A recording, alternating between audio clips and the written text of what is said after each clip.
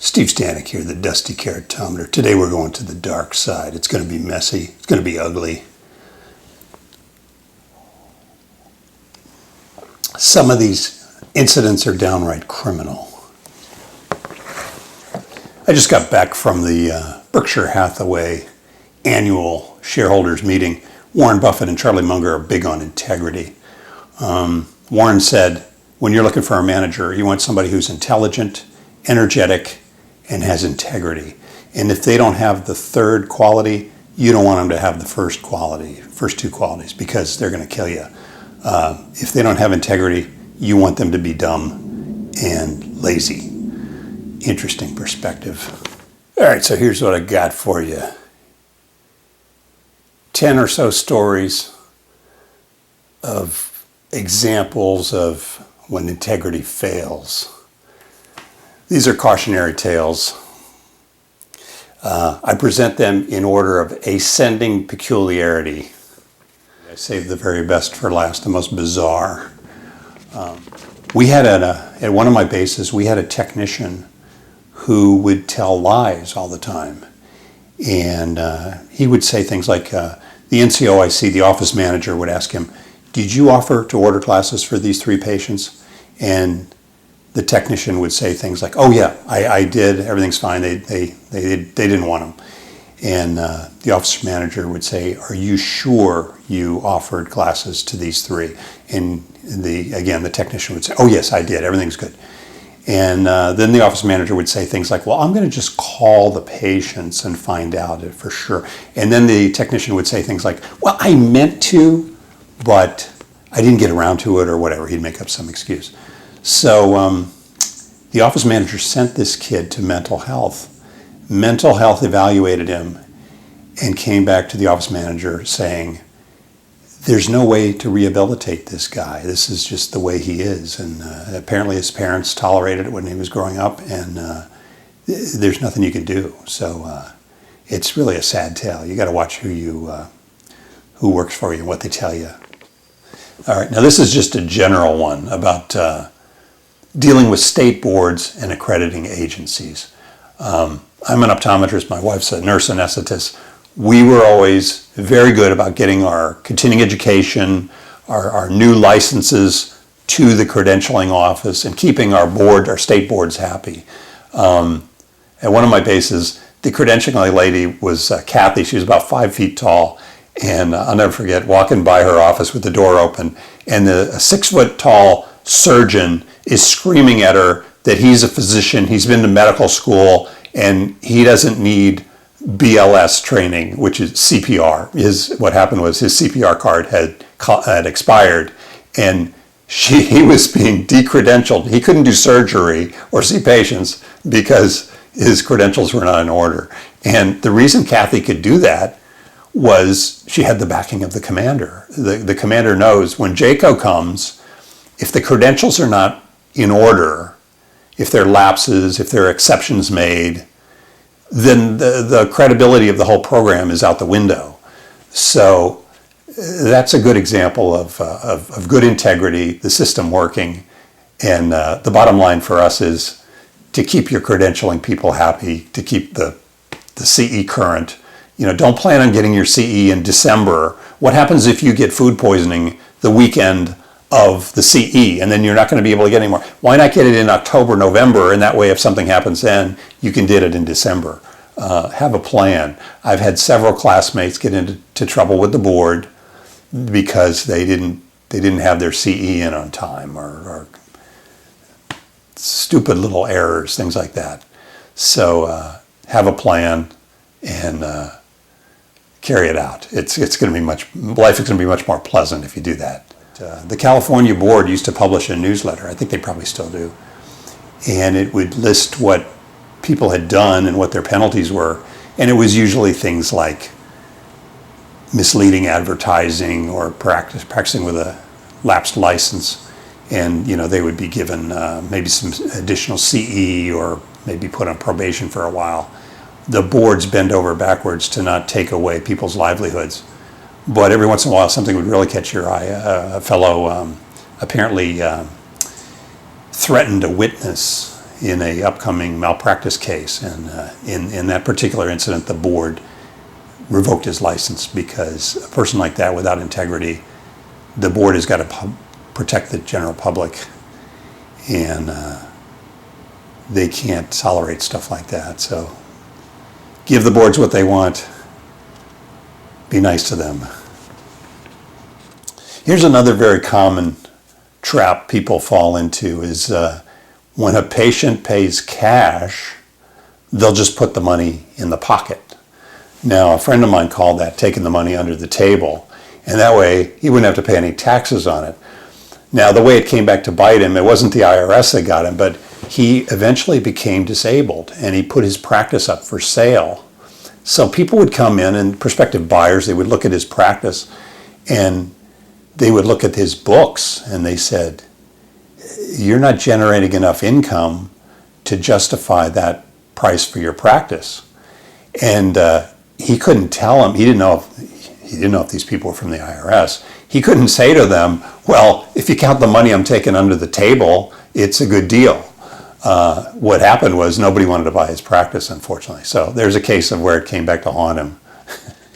Another time we had a reservist at a base. He was doing his 2 weeks on active duty at the base, and I happened to be walking by his office. The door was open. He was in between patients, and he was working with a calculator.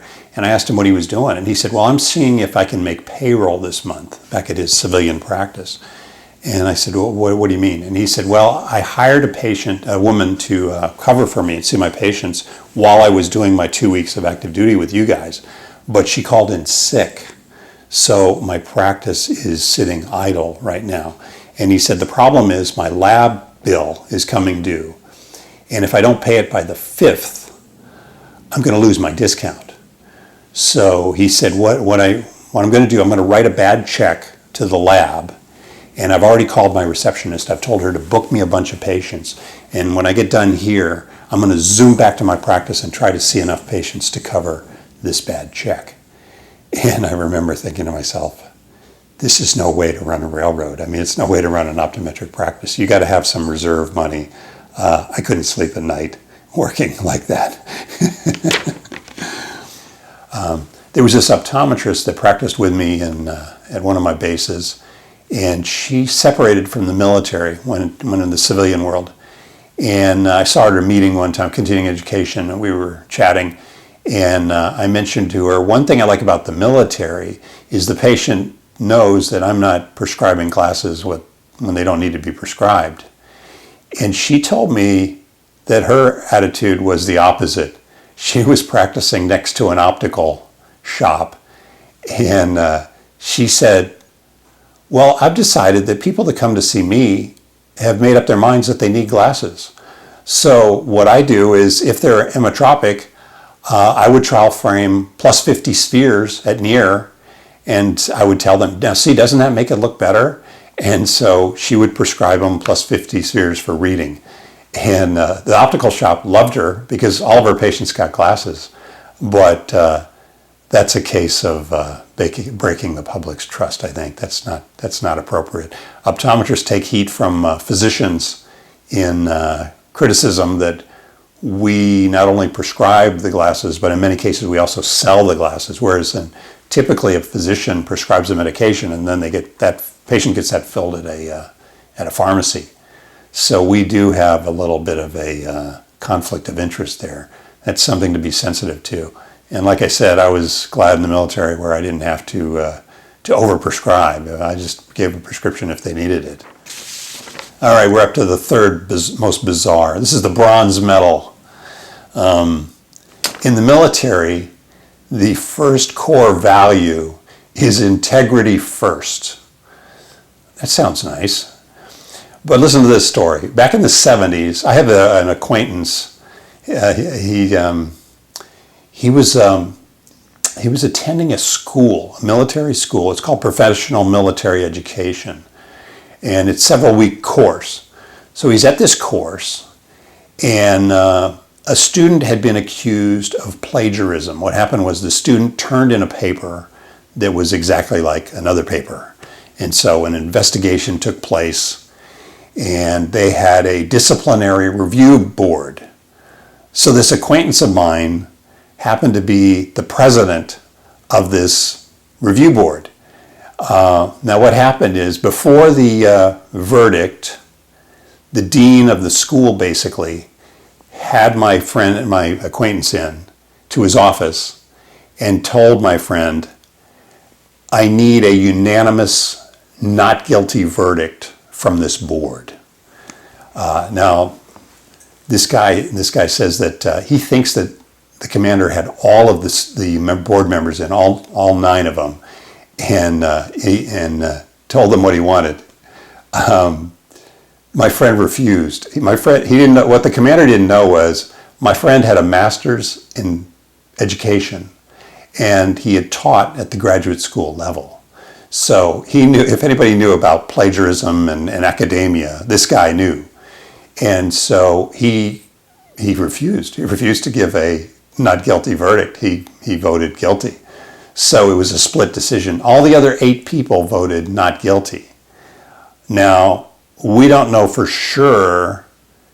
We don't know if this was the ideas of the commander or was it somebody above him, the dean of the school, basically.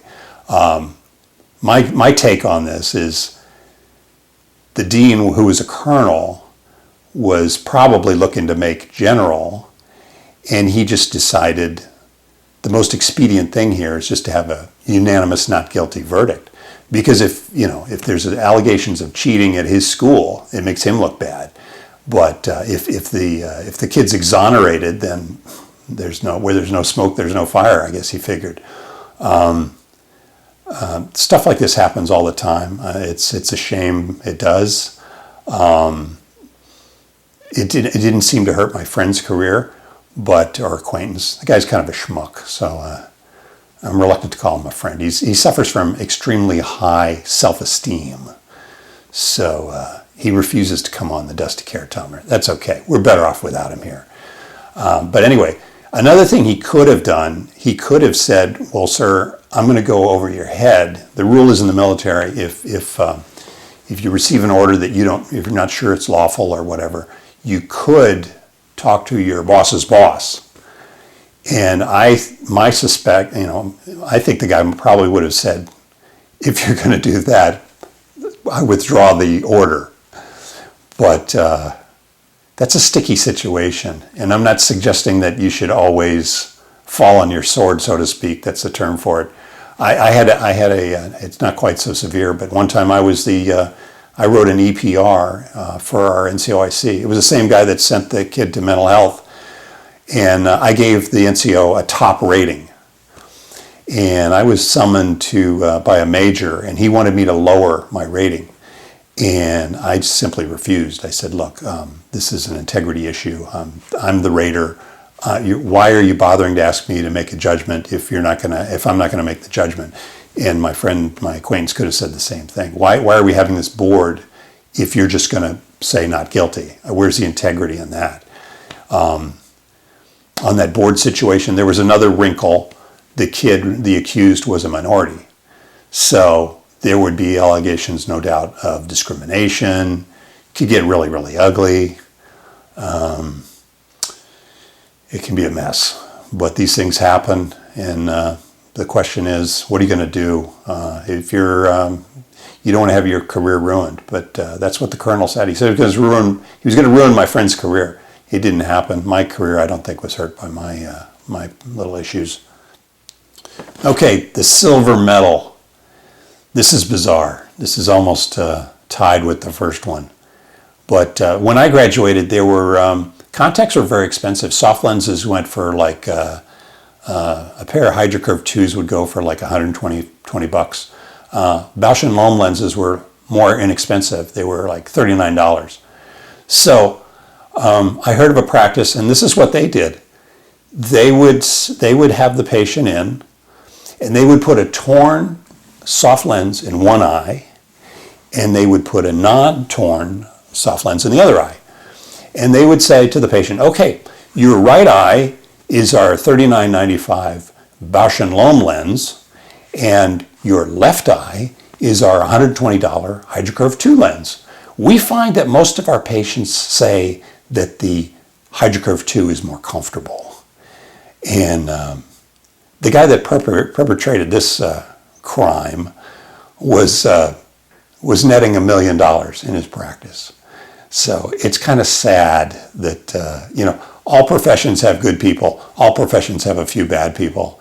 I wish I didn't have these stories to tell you, because stories like that give optometry a bad name, or all professionals.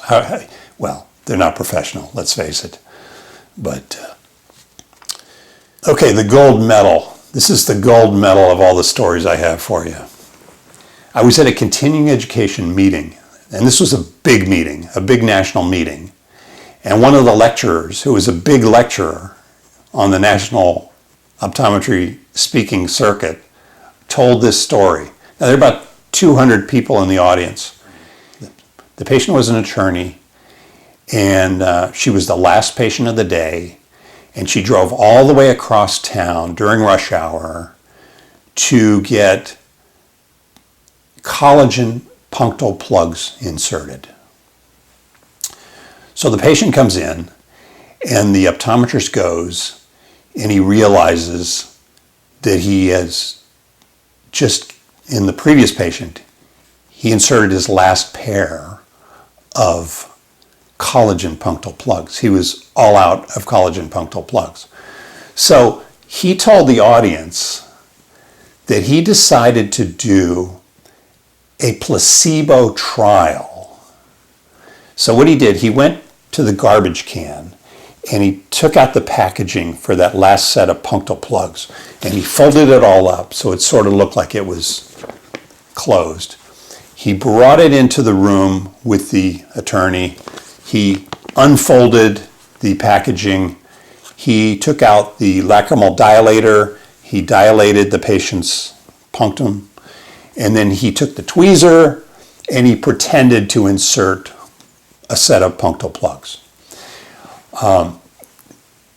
Then he tells the audience, he's telling this story, he tells us, the audience, he says, then I was confronted with an ethical dilemma. I think it's a little late for that. I think he's already past that point. But he said, my ethical dilemma was, if I didn't bill her insurance company for inserting punctal plugs, she might figure that something was up. So I billed her insurance company.